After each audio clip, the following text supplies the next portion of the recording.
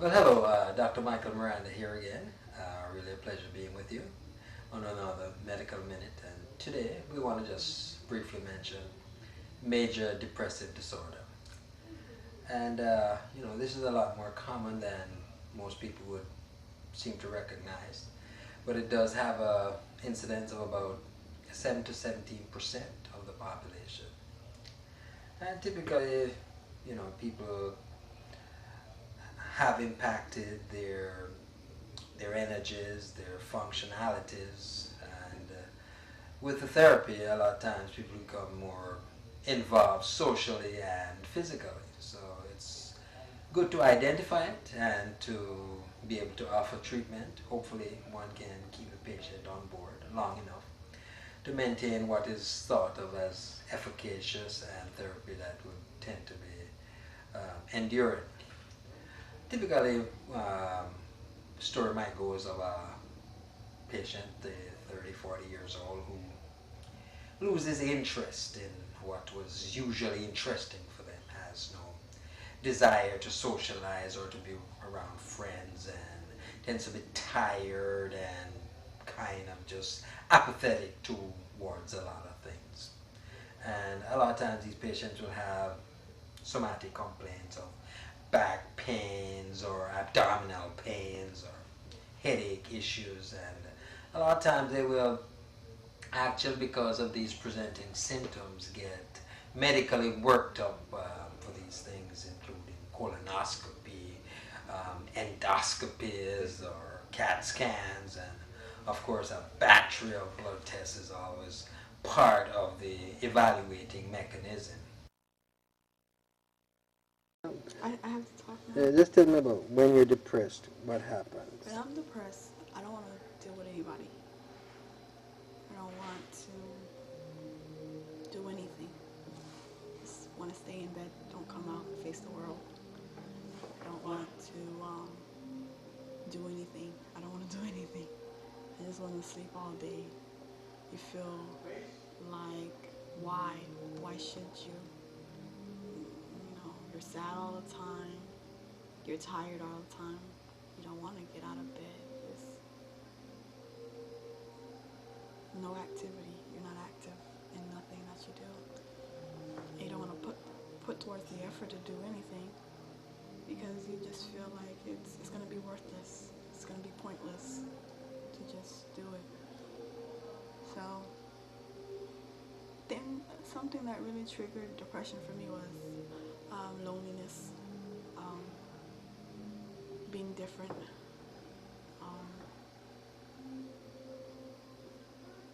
not being, well, what they would say, quote unquote, normal.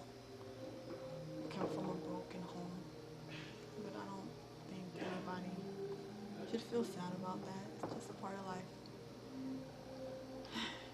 so I know I don't have my mom. I lost my mom when I was 14, my dad when I was 20, so I feel lonely regardless because I don't have them here with me. A lot of different things. School.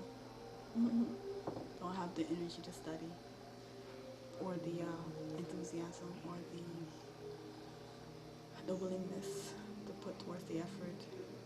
You start, but you don't finish, so that's depressing too. I guess that's it. But you deal with it the best way you can.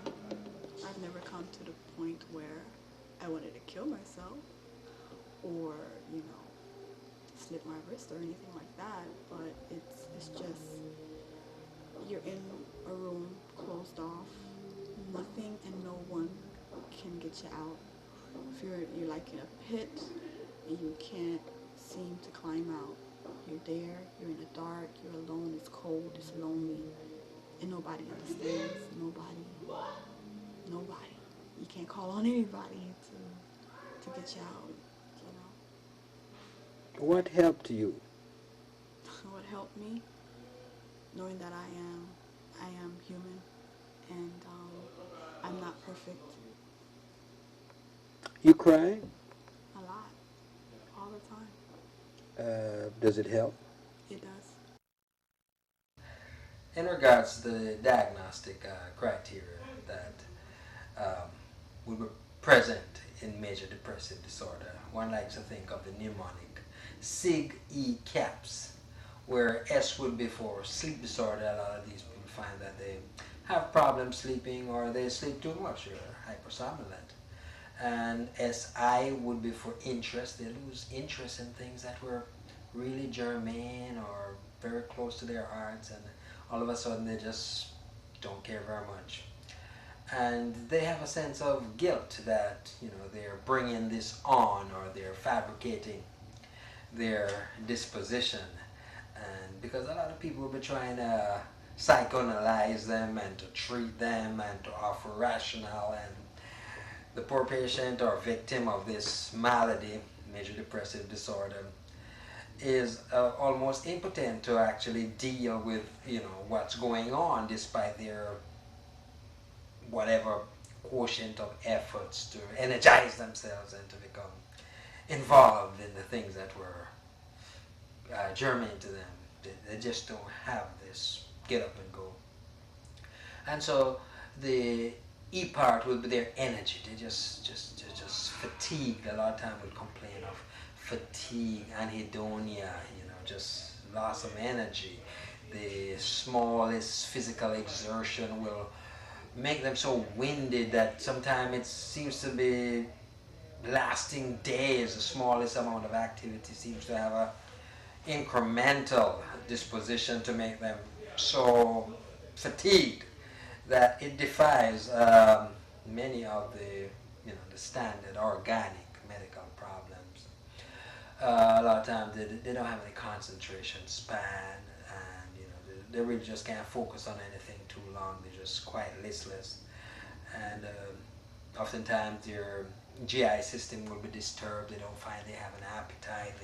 They try to maintain their weight sometimes by pushing an appetite that's not there, and it just doesn't gel well. So sometimes these people really don't have an appetite, and they start losing weight, and then this is egotistically significant to them, and a lot of people will probably be imagining all kind of bizarre medical problems, which probably makes the patient feel even more guilty. And they just tend to have a tardy psychomotor disposition to most activities, and the S, of course, would be for suicidality. And this is one of the very significant entities about major depressive disorder, that in the therapy of, or in the management of major depressive disorder, one always has to be keen to how significant this is, how real it is. Some people might say, but I just don't have a reason to live. Well, are you planning something? Well, not really, but well, that might be a little bit more serious than someone to tell you, yes, I actually have a plan. This is what I'm going to do, blah blah blah. And this kind of patient, really, you have to handle them with kids' gloves. Sometimes you really have to get them under strict medical care. And so, sometimes a primary care physician, for example, would be able to manage these patients, but sometimes the degree of depression is so significant, so incrementally affecting their social disposition, that really it has to be under the management of a specialist psychiatrist in this area, because this can be a serious condition. Sometimes there's bundled with the depression some psychosis. Sometimes they're manic depressive. Sometimes they're like obsessive compulsive, more than normal, and this sometimes is so bad that really, again, you need the care of a specialist. A lot of medical complaints medical disorders are accompanied by a depressive element, which is significant by itself. People with diabetes, migraines, cancers, especially esophageal or pancreatic cancers, people with thyroid issues, sometimes a lot of times bundled in their organic medical problems is that of the major depressive syndrome. Pathophysiologically, depression is thought to be related to the norepinephrine or the serotonin hormonal type of syndromes. And so they feel that sometimes when there's decreased serotonin or increased norepinephrine in the neuronal hormonal systems of the brain, especially that of the amygdala, they feel that this lends to possibility of depression. Of course, it can be corticotrophin releasing hormone imbalance.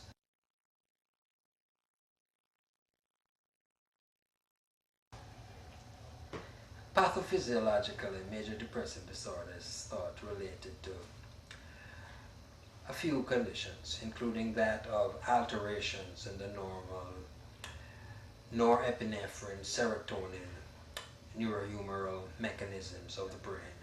One feels sometimes that there's decreased serotonin or increased norepinephrine, and so oftentimes a therapy is involved with medication that seeks to bring about a balance, sometimes inhibiting the amount of norepinephrine that's there, or sometimes just appropriating selective serotonin receptors is sometimes the modalities of treatment. A matter of fact, it's just really the major modality of treatment for major depressive disorder as far as therapeutics are concerned.